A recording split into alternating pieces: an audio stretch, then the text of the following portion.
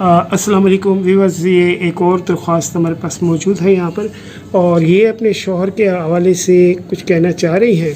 और इनके थोड़ा सा घर के मसाइल भी हैं कि इनका जो है वो खस्ता हाल घर है, जिसमें छत का मामला है और फ़र्श का मामला है, और ये इस हवाले से मदद की दरख्वास्त लेकर आई है।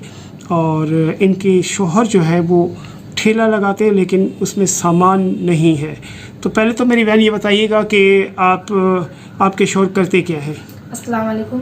12 साल पहले मेरे शौहर की पेट की नस फट गई थी। अच्छा। जिसकी वजह से वो ज़्यादा मेहनत नहीं कर सकते। मैं सिलाई का काम करती हूँ, उसमें मैं अपने बच्चों को पाल रही हूँ। और अभी लॉकडाउन में छोटा सा ठेला मैंने ख़रीद के उनके लिए कोशिश करी है, मगर मेरे पास इतना सामान नहीं है कि जिससे मेरा रोज़गार चल सके।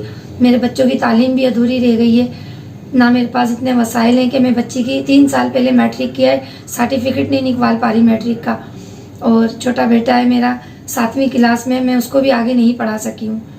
ठीक। और मेरा घर बहुत खस्ता हालत में। अभी मैंने 1 साल पहले यहाँ पर रिहाइश करी है। कच्चे घर में मैं रहती हूँ, एक कमरा है, ना गैस है, ना बत्ती है, ना पानी है, कुछ भी नहीं है।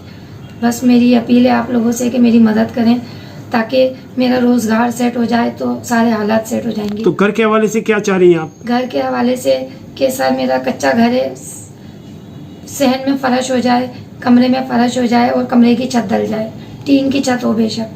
ठीक है, बहुत शुक्रिया आपका। और मेरे दोस्त सुन रहे हैं, और यकीनन करो मेहरबानी तुम अहले ज़मीं पर, और अल्लाह इसका बदला आपको देगा। व्यूअर्स, पाक आगोश वेलफेयर ऑर्गेनाइजेशन की जानिब से डॉक्टर M.I. दुरानी आप तमाम दोस्तों से मुखातिब है। और आज फिर एक बार फिर हमारे पास मेरी बहन हमारे पास आई हैं यहाँ पर औरंगी टाउन से, याकूबाबाद से। और हमें हमारे पास जो है वो हमारी एक पाक आगोश वेलफेयर ऑर्गेनाइजेशन की एक कारकुन है नादिया, उन्होंने हमारे पास भेजा है। और ये खातून घरों में काम करती हैं, इसके अलावा जो कपड़े वगैरह सिलाई करती हैं। तो यकीनन बहुत ही मजबूरी है, होशरुबा महंगाई है, बच्चियों की शादी के हवाले से वसाइल नहीं रखते ये लोग। जी मेरी बहन, अब आप कुछ बताइए अपने बारे में। जी मैं बहुत परेशान हूँ, इसलिए कि बच्चे जो हैं सब अपना अपना है, कोई ख्याल नहीं करता। आपके बेटे कितने हैं? जी मेरे बेटे 3 हैं। 3 बेटे शादीशुदा हैं सारे?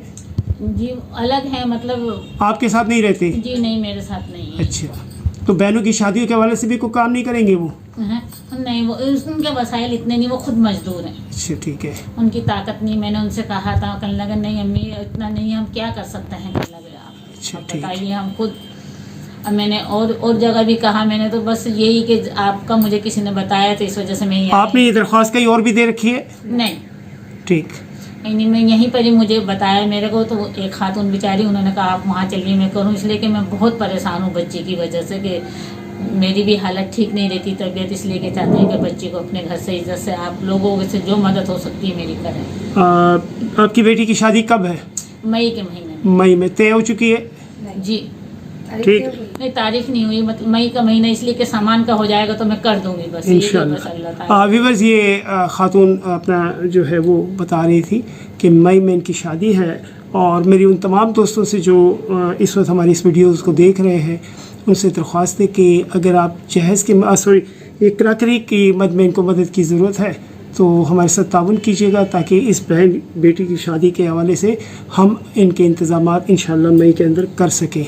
मैं आप लोगों का शुक्रगुज़ार हूँ बहुत ज़्यादा।